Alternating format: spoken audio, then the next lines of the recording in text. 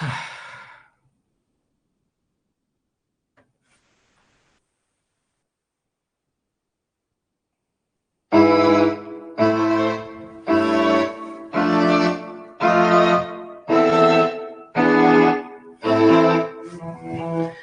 everyone, it's Marc Sabatella from Mastering MuseScore here. Welcome to the Music Masterclass. So this is my regular weekly Thursday series where we talk about making music. We talk about composing, arranging, the other aspects of actually creating music. So I am still at the school. I'm at Regis University where I teach, and this is finals week and things are hectic.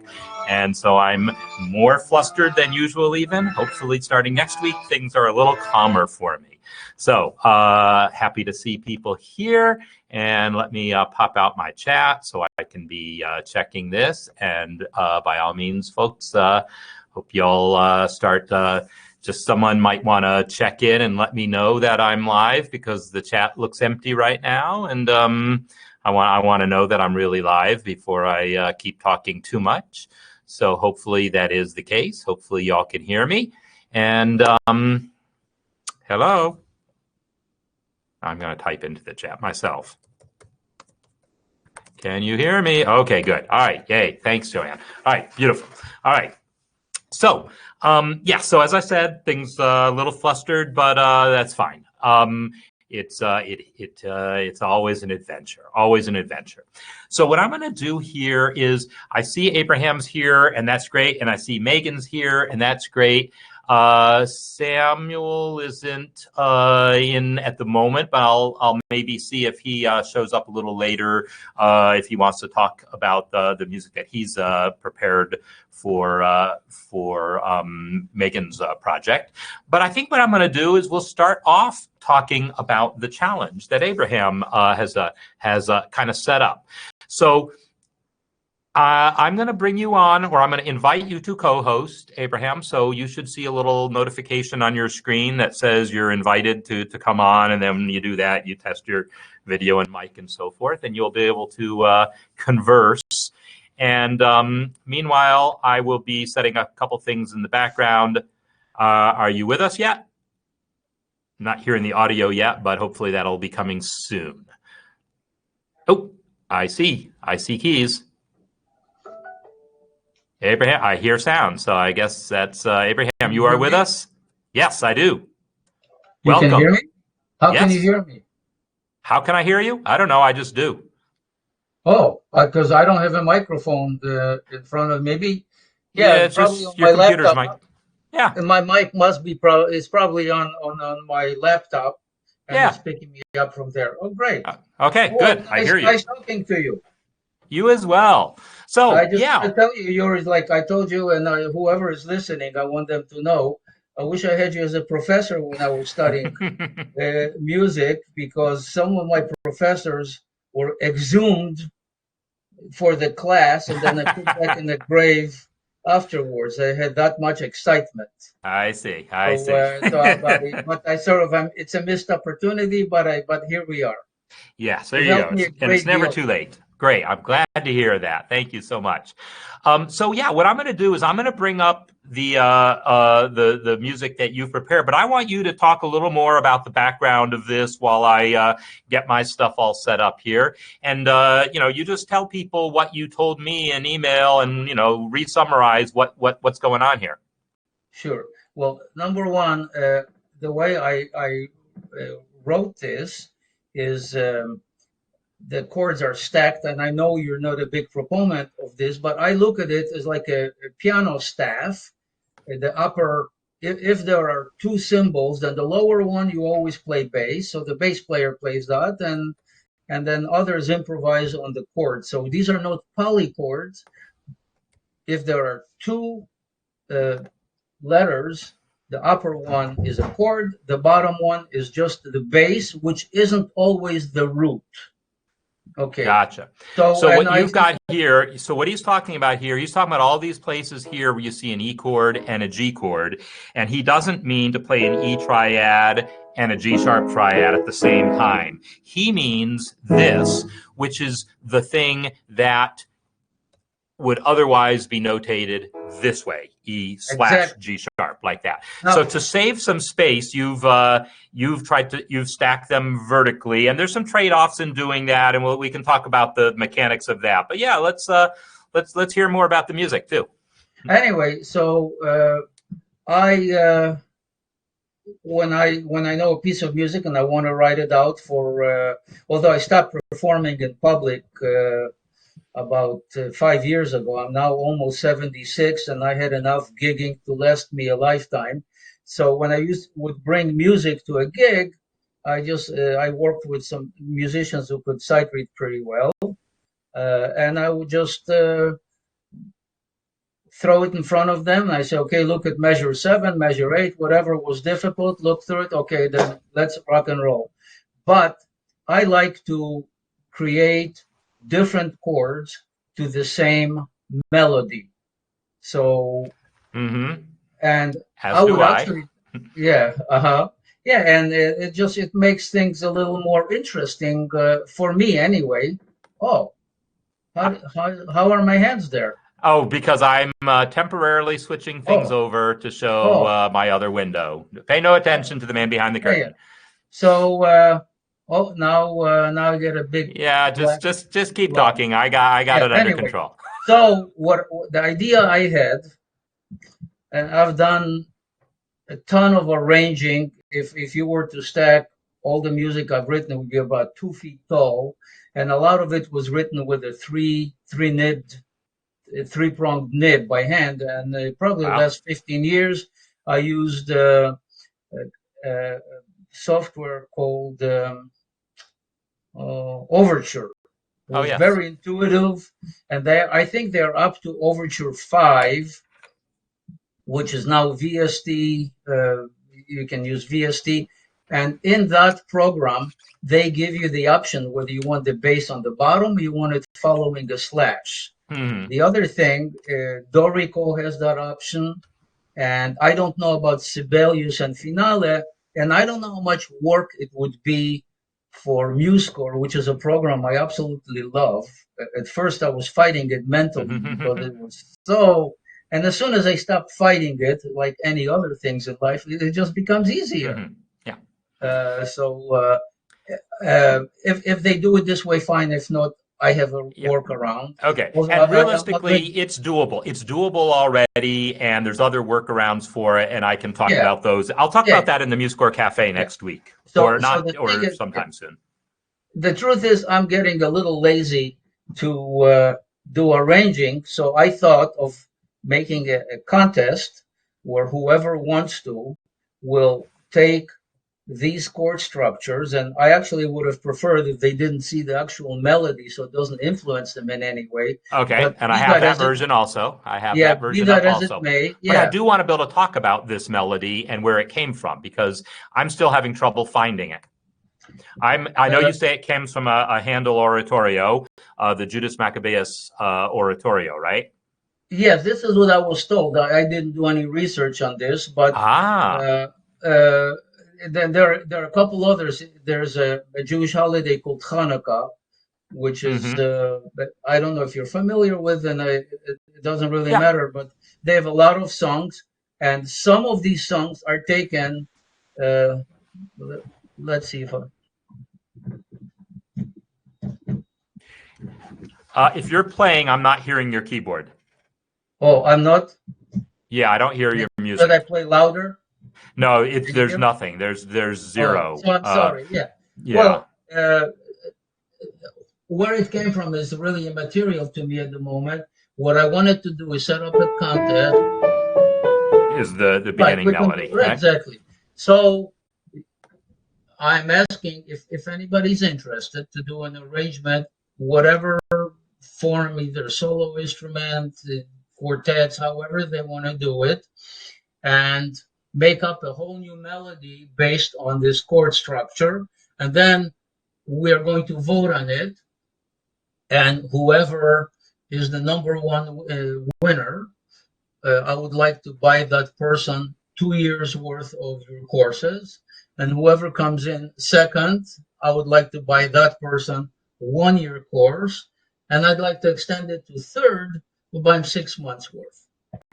So that is very generous. And so, yeah, so people, that's the contest here. It's going to be to write your own melody and arrangement of that melody. Is that a good summary of what you just said?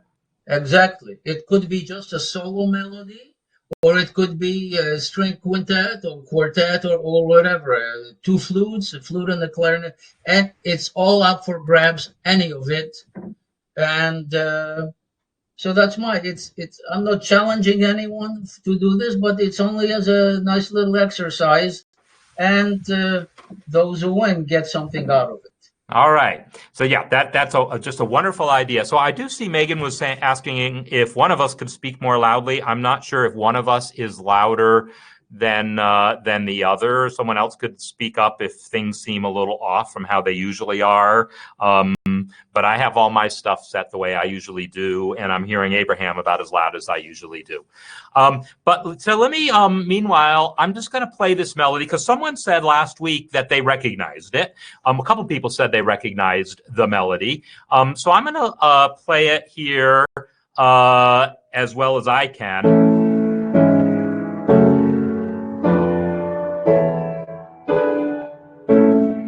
Wonderful. I'm sorry. That's okay. All right, so that's basically the piece. I'm kind of reading the chords and trying to read the vertical stack thing because the vertical stack thing doesn't work for me. I understand. I don't encounter it much, so it's hard for me to read. But in any case, and also, so this.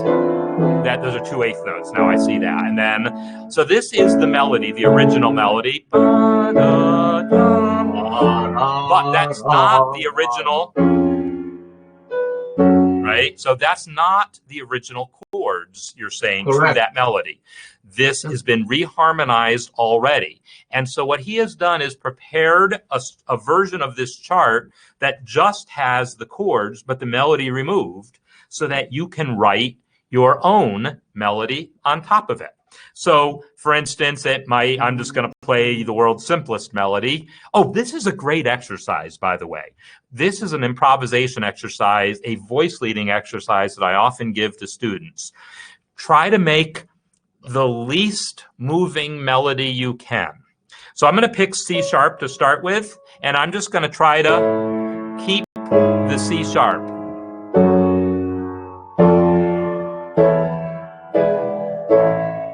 And then maybe so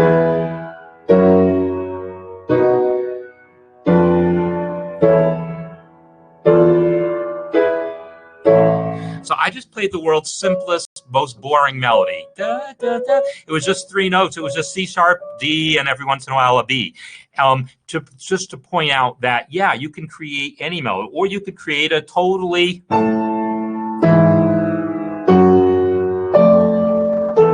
you can make it be lots of different melodies. Your task is to come up with a melody that fits those chords and sounds good. And then either just the melody, Joanne's asking, well, can it be a piano staff? Yeah, totally. He's leaving it open for you to then realize this however you want, as far as like, yeah, instead of using the chord symbols, do it on a piano staff, arrange it for piano, arrange it for a string quartet if you like. Set it up however you like, right? That is what you're saying, right, Abraham? Exactly. By the way, let me try something. I see that my piano was. Can you? Yeah, I now hear it. Yes. Now? Yes.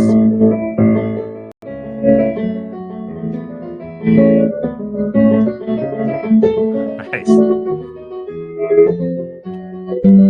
I'm not playing those exact chords, but I can, just to show you that there's like the possibilities, as anyone who's a musician knows, that they're endless, and so it could be done as a any way you want for those who want to do it.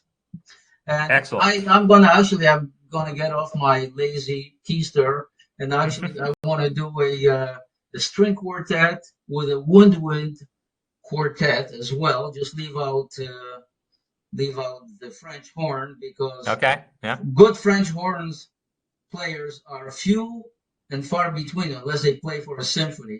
I don't know who invented that instrument, but it's probably Mozart's cousin. I know a couple of really good French horn players, and I'm very happy to know them because I've been able to hire them when I've needed them. But Right. but yeah, I know fewer players of that instrument than pretty much any other instrument that I might ever want to use. And I love the sound of a horn. Oh, But so do yeah. I. It's a great horn. It's got an incredible range. But you could have an Alberti bass. You could have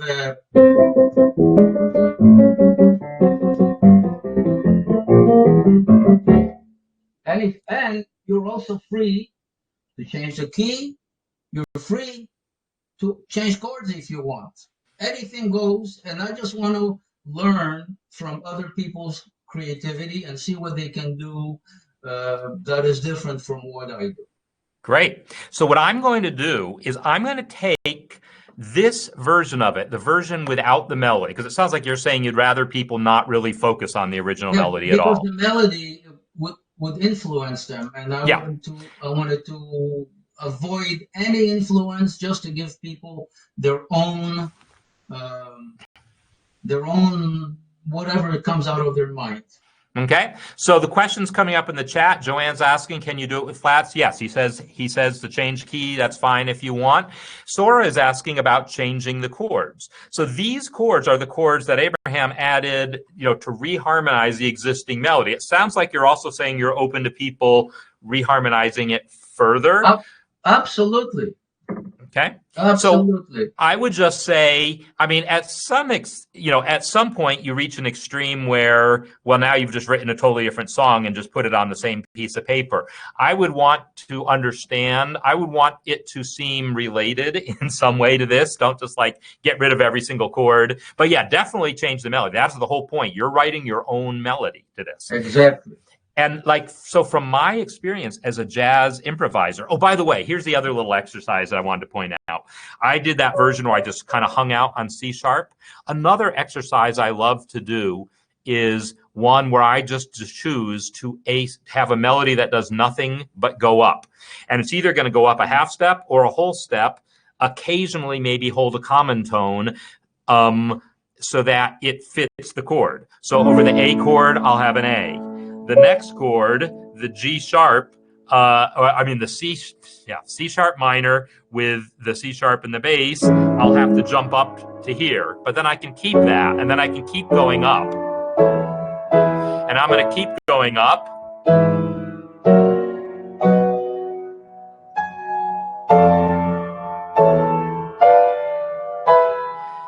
I just played a melody that did nothing but ascend. And then maybe I could then, from then on, start descending. And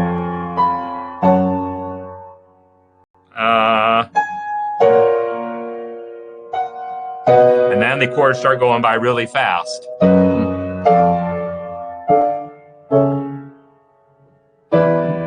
So that was a melody that did nothing but descend over those chords. I'm not saying you should do that, but I am saying it's an interesting exercise.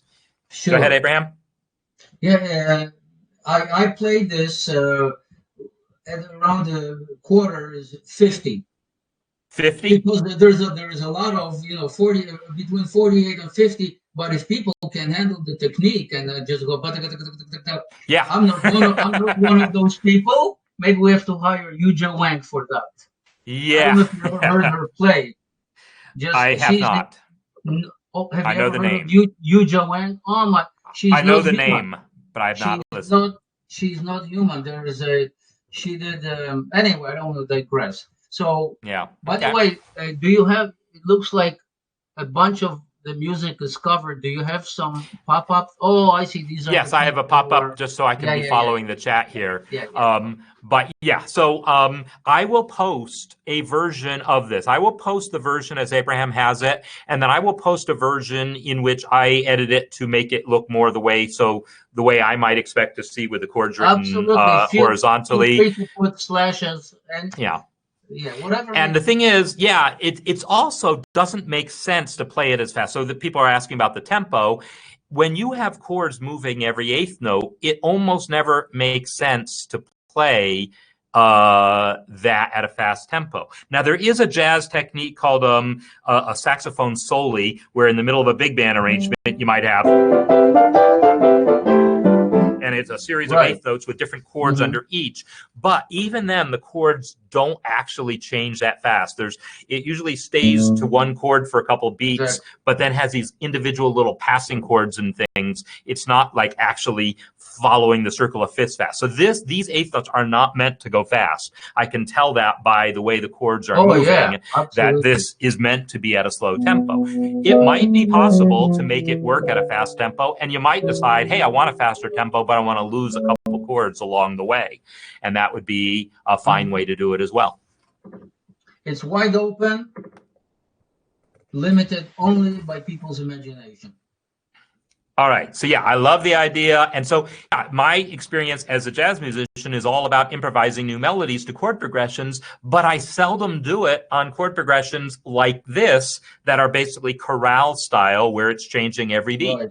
In a jazz setting, it's going to be a measure per chord. At most, maybe at a super slow tempo, it might be a chord every beat. But it would have, I could do it at a really slow tempo. I could improvise a new melody.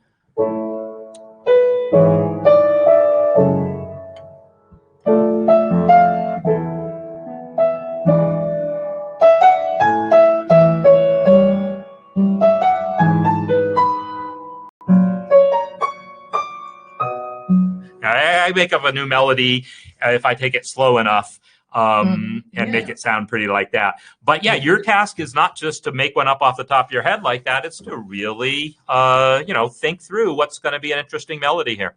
And so, yeah, it'll be an interesting project to see what people come up with as ideas to write the melody. And then, if all you have is a melody, great, that's something.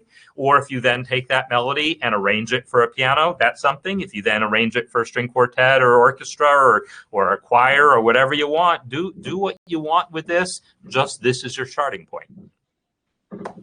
This is I think what the Second Amendment, the free speech. First Amendment. First Amendment. Sorry. Yeah. Second Amendment is I can shoot you. It's not. Oh really. yeah, no. I'm being very. I'm being very dismissive. I'm sorry. I know. It's funny though. Okay. So. But actually, it's actually there's a guy, saxophonist named Anthony Braxton, who's big in sort of the experimental jazz side of things. And he was talking about the idea of freedom in improvisation, freedom in creativity.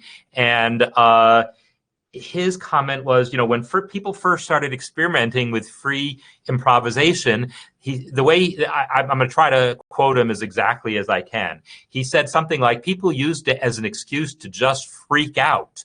But that's not what freedom really means. Freedom doesn't mean now I can kill you. Right. So I was actually referencing Braxton in that. Uh-huh. So Joanne is also asking about changing key. Well, no, if you want to change the key something, just changing a key signature. So let me actually show that for anyone who doesn't know how to do this. If all I do is use MuseScore to add a key signature, it won't transpose anything. It just adds the key signature. Like if I add 3 flats, it just changed the key signature, but the chords stay the same. So that's not how you do it. Instead, Control A to select all, and then you can go to Tools, Transpose. Transpose, right. And now you can pick your new key of E flat major, and now it does change the key and the chords and whatever notes are there also. So that, if you want to transpose, that's how to go about it. So yeah, after this, sometime hopefully I've got a busy day of teaching still ahead of me, the final exams, and everyone's coming in for little individual one-on-one appointments and stuff. Got a lot of stuff going on, but hopefully by tomorrow I will be able to post everything that you need to get started on this. With any luck, maybe I can get it in today. I just can't promise it. But yeah, I will have posted the music, and it'll be a thread where you can start asking more questions. I can try to answer, Abraham can answer, and we'll just have whatever discussion we need while you work on your projects. So may I interject, please? Yes. I'll ask you a question. It has to be with your permission, because there's this Musescore.org, and there's probably other people out there who we would just multiply our numbers. But the decision is yours. Decision is yours where you want to post it. Okay. And feel free to rewrite those chords with a forward or backslashes, and so it'll be more conventional. I agree. Okay, so yeah, I like that idea. So I will, and you can feel free to spread the word too. Once I create the post, and so we have a link we can send people to, that'll be, then we can, so I'll toss that out there, because actually, yeah, I'm fine with opening this up to more people, spread the word on it. That I actually like that idea a lot. So yeah, once I create that post, if people want to share, or if you're like, no, I want to win this thing, so I'm gonna not, but whatever. It's all the same. But I will post it a couple other places. I'll post it to my Facebook and my Twitter, so that 57 Twitter followers will see it. And I want to create a win-win situation for everybody. Great. The best way I learn music is by racking my brain, and eventually I'll tell you, I used to be afraid of playing with sharps. I was so comfortable with flat. So I am forcing myself to play with a lot of sharps, and lo and behold, it sticks after a while. Well, I'm glad to hear that, because that's another thing that is through me in playing. As I said, it was all about the vertical stacking, but it's also about the key of A, which I do not play in very often. Yeah. At least I don't play in reading chord symbols. I play classical music in A reasonably often, but reading chord symbols is more of a jazz thing for me, and that tends to be flat keys. Yeah, maybe I play in a blues band and I play a blues in A, but I only need 3 or 4 chords to do that. Right. So all of this business, these are chords that I don't see every day. So tell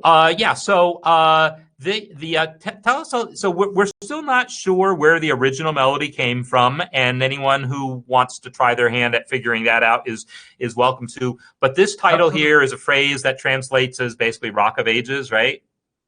Exactly. But that's not the title of the original melody. Is that correct? No, the title in Hebrew, the direct translation is "How strong is my rock and redeemer." That's okay. The translation would be from Hebrew to English. Okay. Oz is strength, and Ma is how strong is my rock and redeemer. Okay, great. So, is anybody else in that it can be heard, or like Joanne? No, it's this is a one-way communication, the two of us, but they can be on the chat, so they're asking questions on the chat. Is how that goes. So if there are any questions, I am, people need to have the appropriate amount of time to do it, so there is no real rush in it, but I would love to see other people's opinions on how they think, harmonically or melodically. So, love the idea, and yes, I will try to get something posted to get things started by tomorrow at the latest. All right. So, I want to thank you so much for offering to do this and for joining me today, Abraham. This is going to be a really fun project, and I look forward also to seeing what people come up with. And I ask your forgiveness for being a digital novice. No, you're doing great. You're doing fantastic. Now you explained to me how to get into your system, because I was looking all over YouTube last week, and I said, right. Yeah, so that was the problem. I get these little reminders. I only moved a couple weeks ago, or a few, maybe a month ago. So yeah, it's confusing. Now I know how to get to you. Great. All right. So yes, I'm going to sign you off. You'll still be able to be listening and all, but I will sign you off of the active participation, and then turn my attention to the song that we're working on for Megan. Okay. Thank you. And I wish everyone a good day. All right. Thank you so much. Bye-bye. Bye. Okay. So what I'm now going to do is also invite Megan and Samuel on. And again, you should just see a little thing that says you can join. And if you're feeling camera shy or microphone shy, that's fine. But you're invited to join, as I now want to turn attention to the Liberace piece and the work Samuel has started. Like I last week went through and actually, before I even look at it, okay, I see you guys are joining. I'm going to tell you what I remember, okay? Remember, I gave you that exercise. It wasn't even an exercise. It was 9 digits that I recited kind of quickly and then asked people, can you remember those digits? So my question is, right now, does anyone remember those digits? And so Megan, if you don't have a mic or a camera, then there's probably nothing I can do about that. If it's that you're not seeing how to access it, there should be a gear icon to access it. But if you don't have it, then you don't have it. Okay, Sam, I see that you're here, so great. So my question is, remember that? I asked about some numbers, and Sora, you came up with the numbers, and later on, I think you indicated that maybe you rewound and cheated or something. I'm not really sure, or wrote them down. Anyone remember the numbers? No? Okay, Sam, I'm not hearing you. I see you, but I'm not hearing you. And did that happen when we tried doing this once before, where one of your browsers wasn't happy with your mic or something? I don't know. Is your mic muted? You should have an icon for mic muting, and if you click the gear icon, you should have a place to select a microphone. So I don't know. But I'm not hearing you, unfortunately. So meanwhile, I'm going to keep talking, and we'll see if you can get things. Oh, there you are. I hear you. Yeah? Okay. Yes. Okay, cool. I just switched it off and on and it worked. All right. Does anyone remember the numbers? I'm going with no because I'm not seeing anyone. Oh, wait a minute. No, there were more than 3 numbers. Okay. Yes, there were definitely more than 3 numbers. There were 9. Okay. So I don't remember them either.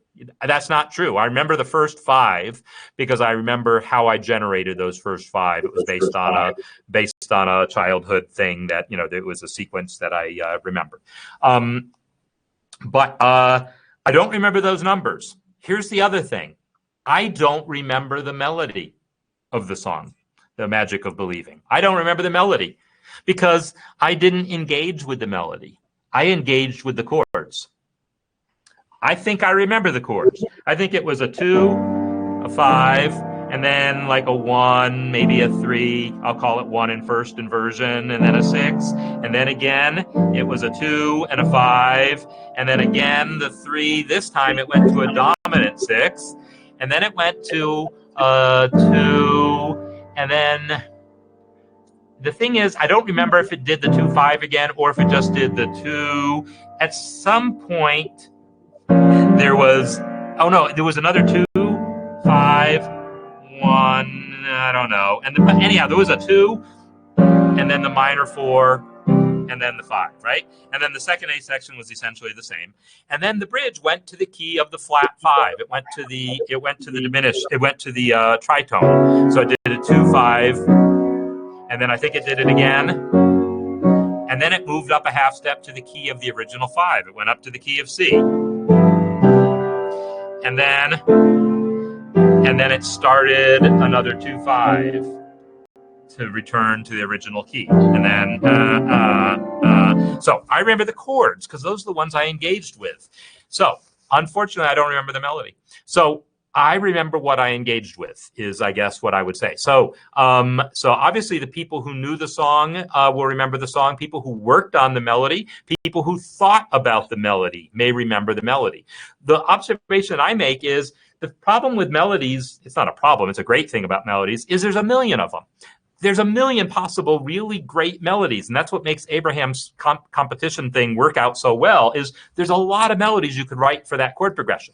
But there's relatively few chord progressions. 2, 5, 1 is going to happen. If you're writing this kind of music, 2, 5, 1 is going to happen.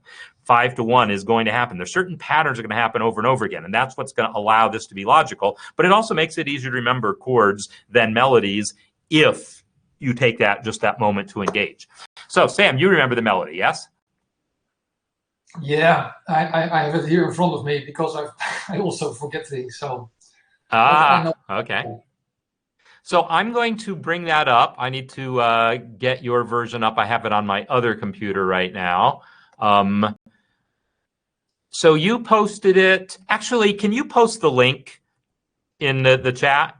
I think if you post a link, I can get to it. But that way everyone can get there. And it might be faster than if I try to find it. Right. Okay.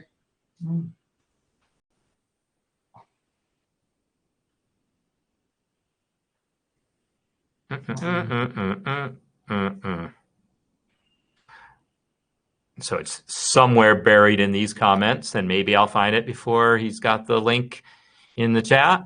More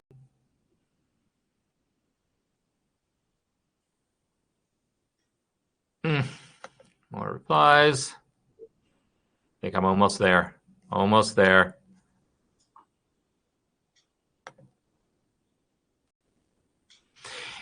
And what I want to talk about is, here we go, arrangement here, and there's a couple different versions.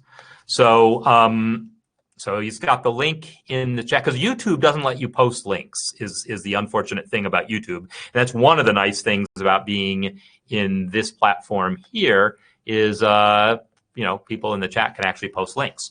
So the melody, first of all, I know one version that you had the introduction that was like, right, it was something like that. That I remember, because I remember Liberace doing that sequence of descending chords there. So you've got now,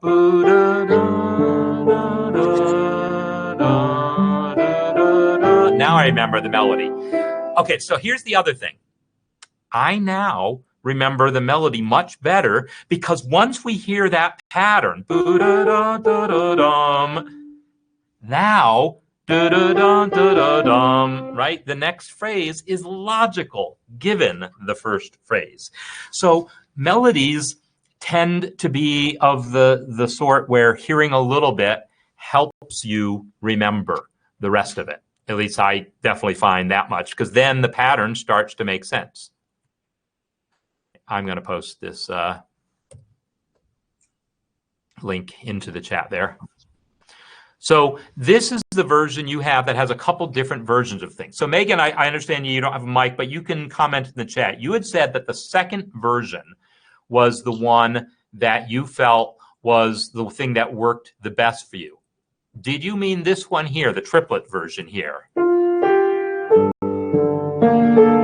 So.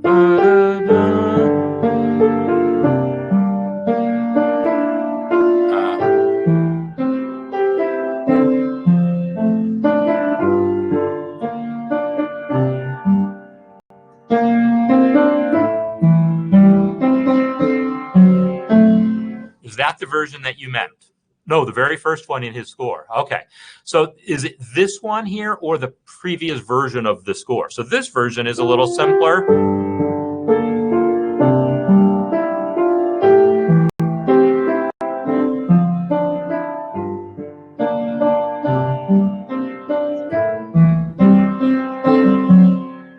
Yeah, that one there. Okay. So last time I talked about in Cafe, I talked a little bit about writing music to make it simple. So Sam, I'm curious about, I don't know, what if you had a mental model for your pattern. I mean, obviously you have a pattern going for how you're doing the arpeggiation here, and you have a couple different variations.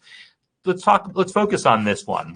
How would you describe the pattern? How'd you come up with it, etc.? What can you tell us about it? Well, Megan asked in the what do you call that, in the discussion, she wanted an arpeggio style piece, right? Not much block chord.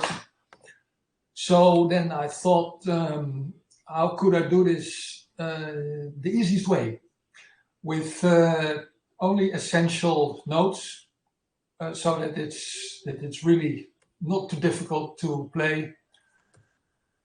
And also, how can I notate it in a way that is as simple as possible? Okay. And listening to the recording, he sings like la la la, da da dee, ta da tee, ta da, or something like that. Yeah. I mean, if you read the scores of jazz standards, then they're always notated in a much simpler way than people sing it. I mean, people embellish and they push the rhythm back and forward a little bit. So that's what I came up with first. But then I thought it sounds, you know, if you play it exactly that way, that's not what I mean. So I added the expression text rubato to it.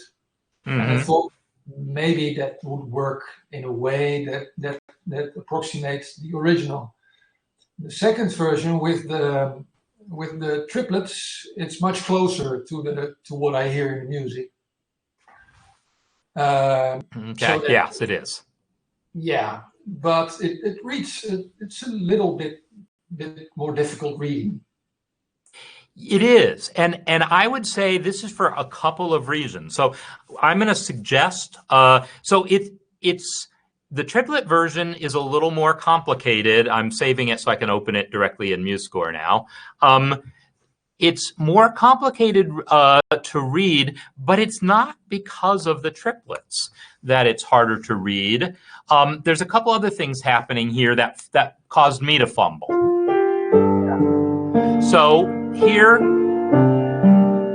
the fact that B flat right there got held there, but then repeated here, it's not like that's hard to play, but it messed up my brain a little bit.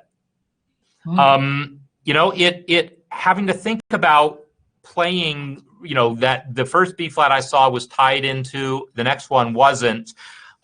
It's not, I don't even know how to explain what felt awkward about it, but it felt slightly awkward to me to read, whereas the first version doesn't do that. The B flat just continues through the measure. That, to me, is what made the first one easier. Yeah. And the other thing is, if we compare then either of these versions, so this, if you really sort out what's going on, we have as the melody.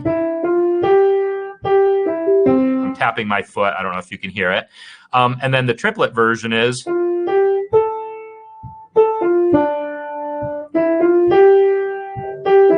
Right, so we have the melody in the right hand, but the right hand is also participating in the arpeggio. And this is a great technique.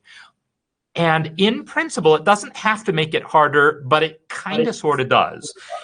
I often refer to this as a three-handed technique, where the top three fingers of the right hand are playing melody, the left pinky is playing the bass note, and these fingers in the middle are playing the rest of the arpeggio. So if I take just the melody and the bass note,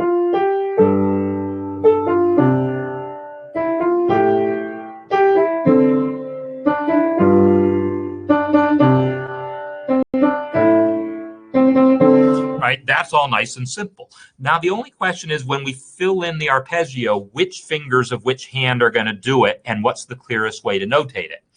In this case, I'm used to playing this kind of stuff, and I recognize that pattern. I recognize that the G, the D, and the B flat here form an arpeggio, and I can kind of conceptualize that as one arpeggio, even though I'm doing it between my two hands.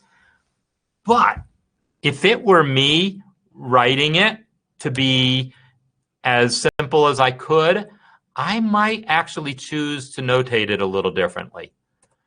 I might choose to notate it as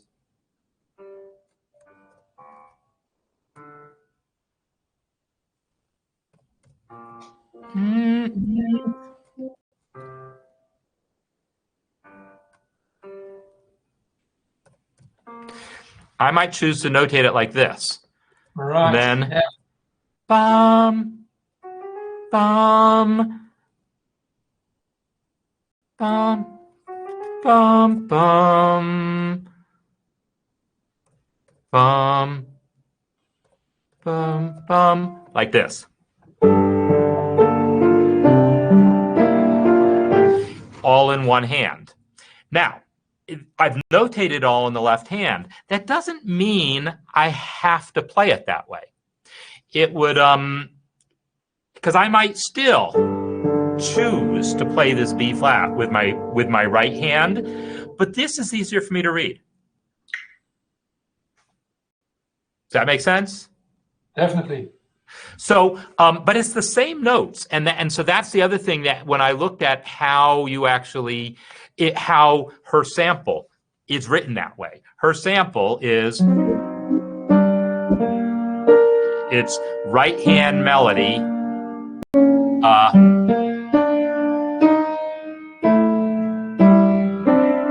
right? And one of the reasons I'm struggling a little bit reading is I'm getting a little confused by the D repeating itself here. In other words, the D is being held here, and then my left hand has to also play that D, and then my two hands together play that E flat. So this is actually notated kind of strangely to me, but it definitely has that level of simplicity, other than the fact that the hands are bumping into each other. And so this style could have totally worked also.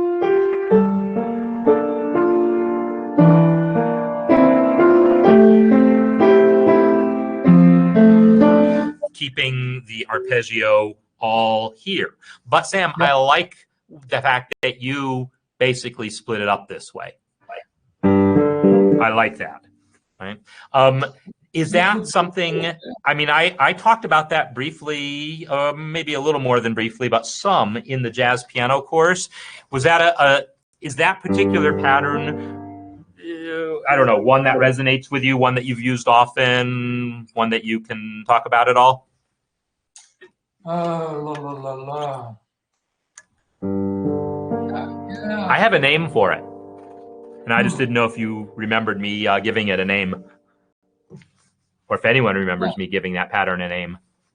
Melodies 8BA. Harmonizing standards, and I did that. I remember now. I don't remember what standard, but okay. So, so the thing that I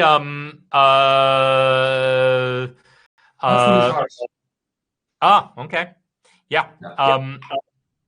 So my observation, and by the way, Sam, I'm hearing myself coming through your speaker sporadically. Every once in a while, I hear like a word come out and not. So if you would wear headphones, it might help a little bit, but it's not a problem. Don't worry about it. But this pattern is the root. So the original pattern here is the same pattern as level sample, this one here. This pattern here is the root, the third, and the fifth of the chord, right? It's the root, third, fifth in that order. It's the same chord, G minor, root, third, fifth in that order. What you have is also the root, the third, and the fifth, but not in that order. So this is what's called a close position voicing. This is called an open position voicing, and specifically root, fifth, and 10th is a really musically useful pattern, more so than this. This pattern is fine, but it's not, you can't play this down here. It's too muddy. And if you play this up here, there's not enough bass to it. I mean, you can do both the things. I'm talking about what's not ideal about them. They both involve compromises. This, though, spreading the notes out like that, lets you have the bass note, but then the rest of the chord isn't down in the mud here. And also the top note becomes playable by the right hand. So this kind of pattern, root, fifth, 10th, I call it the 5 and dime pattern, because that used to be, people who are of a certain age may remember stores like Woolworth's. That was the 5 and dime store or 5 and 10 store. It meant it was the Depression era equivalent of what is now the dollar store, right?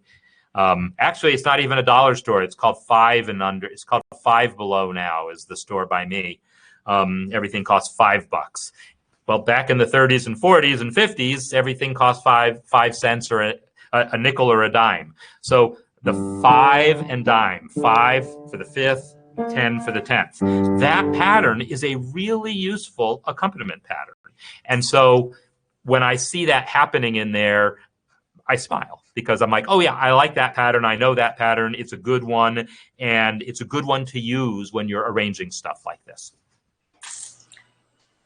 So, but yeah, you don't want to stick to it exclusively, because if you did that, unfortunately, the chords move along the circle of fifths, so it kind of would jump from here to there to here to there. Every time the chord moves a fifth, the left hand would move a fifth. So instead, what Sam has going here is basically keeping the top note about the same in the pattern, and actually his version here. So that's why this version here does make sense. That B flat is the top of that arpeggio. It just isn't obvious the way it's notated. Now it makes sense to me.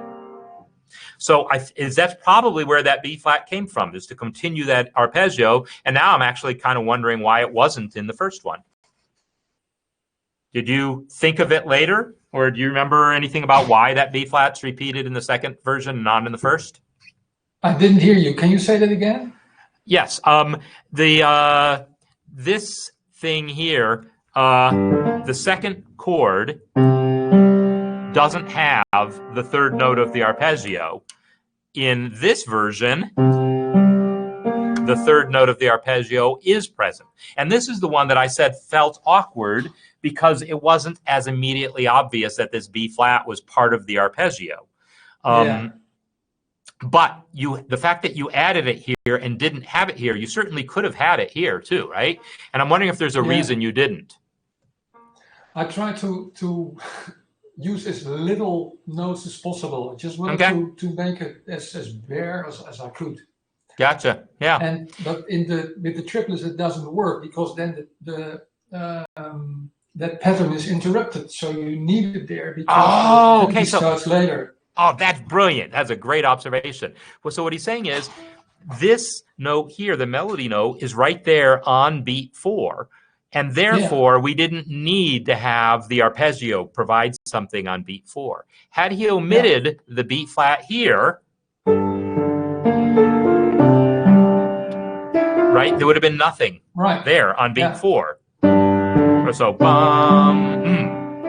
there would have been a missing thing there. So there's that is a good point. It's not like we have to have something on every beat, but it is part of things, because if we're used to hearing this kind of music played with a rhythm section and that with bass and drums, and they'd be playing on every beat. And if you do play solo piano, you do usually try to fill every beat. So that's actually really good. So you didn't need the B flat there because the melody was on beat 4. But here, you needed the B flat because the melody wasn't on 4. Yeah, that's a really good observation. So the other thing that you could have done is change that left-hand pattern. Let me try it.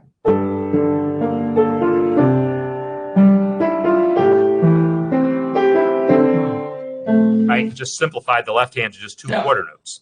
That would have been another possibility. So there's lots of ways of taking arpeggio patterns and expressing them in a relatively simple way underneath a melody like that. So, but yeah, so I think that you've done some really good things in how you've done that. And yeah, if it were me writing it for playability, I would probably write the first version and then just expect that I would play it rubato, like you said.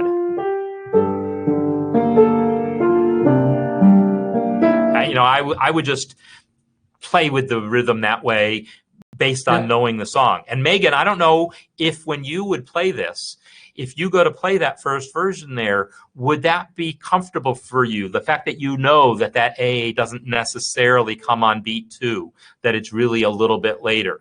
Would you be able to see this and know to play it a little more like the triplety? Is that something that you'd feel comfortable doing? So, oh yeah, you'll be playing from the one with the intro. And I should actually go back and just take a look at that one, because it is slightly different, right? But it's similar. So this version here is, this one is a triplet version. Yeah, this is the triplet version. So yeah, so there's lots of possibilities for how that goes. Oh, now I get to see exactly where that minor chord showed up. Oh yeah, so there was a third, 2, 5, then the minor 4. Okay, good. I couldn't remember if there was actually a third 2, 5, 1 there or not. And it looks like there was. Okay, so anyhow, I will still encourage others to maybe look at finishing this with the bridge. Sam, have you worked on the bridge at all? I wrote the whole thing. You did? But yeah, but then is that in that version? No, because then I checked the discussion and I saw that you invited everybody to participate. And I thought, okay, I'll just skip all the rest, just leave it at 1A, and anybody can join in and do the rest. But if people wouldn't do it, and I have the whole thing, including that modulation to D flat, which I really like.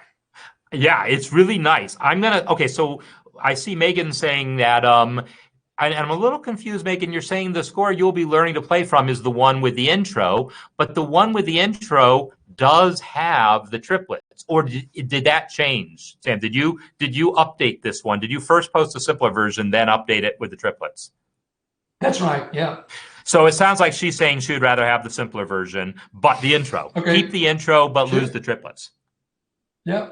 Does that seem doable? So yeah, if you've already got the thing basically done, if you could just maybe do that simplification and then post it, Megan would love it, I'm sure. And then we can maybe take one final look at it,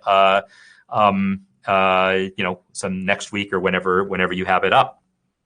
Would there be the other people who would like to work on this, because they can just download it and change it and extend it and re-upload it? Yeah, so I am going to encourage that no matter what. Yeah. But since you already have a version that's practically done, I would love to see Megan have something sooner rather than later. And so, but I would also love to see, because maybe other people would be like, okay, now that we have the nice simple version like that, how could we make it, less simple, make it more like Liberace played it, or more like how Sabatella would play it, or whatever. It'd be interesting to see, other things that people would do with it, kind of along the same lines as what we're doing with Abraham's, have multiple versions of the thing. But, I'm just interested in multiple approaches, because that's, I guess, the thing that I would say about songs like this. There's not just one way of playing them. There's always multiple ways, and seeing the different ways that people come up with is always interesting. There's one thing I'd like to say. Yeah, go ahead. Before you go. Yeah. The thing with the triplets is that if you listen to Liberace singing it, I think that it's a real standard pattern. And the triplets make it a little bit more special. Mm-hmm. So, I do agree with that. And if I were playing it, I would probably play it that way. But still, from the simplicity of writing it perspective, I like the nice simple version that you had. Yeah. It really conveyed the melody and the chords, and then it allows someone to then take those sorts of liberties with it if they want. To me, that's what you want. You want it to be simple to read, and then someone who's in a position to be able to take liberties with it has the raw materials to take those liberties. So to me, it's like a win-win sort of thing. All right. So again, thank you so much for taking that on, Sam. I appreciate that so much, that we're able to have some collaboration going here and do this really lovely favor for Megan and for the people who are going to get to enjoy her playing this. Cool. I'll upload the whole thing right away. Great. Thank you. All right. So I will sign you both out and then say some concluding remarks here. So thanks again, Sam. And one more. There we go. Okay. So again, thanks everyone for being here and participating in this thing as we look at some of the issues and creating this music. And I'm excited to see what people start coming up with for Abraham's challenge once I get all that uploaded, so you can see where the starting point is. I mentioned last week, by the way, PA Yesu, and I do just want to briefly show you where that is at, because I got a whole bunch of my students to come in and record over the last few days, and I don't have a tenor is the problem. This is a small music school here, and there's basically not a tenor. We have baritones, and I got baritones to try to sing a tenor part as well as try to sing a bass part, but it's not the same. So where I've gotten it though, there's some high notes that the tenors couldn't get. So if anyone feels like trying to follow through on that post and do that, when you click the link, you'll see something that looks like this, and then you click where it says Mix Editor. And when you click where it says Mix Editor, is where you'll see where the actual tracks are here. The version I posted was an earlier version, but that's fine. You'll add your tracks and all. But it's a minute and a half, so I'm going to play the thing for you as it exists right now, because it actually sounds pretty darn good already. Let's hear it.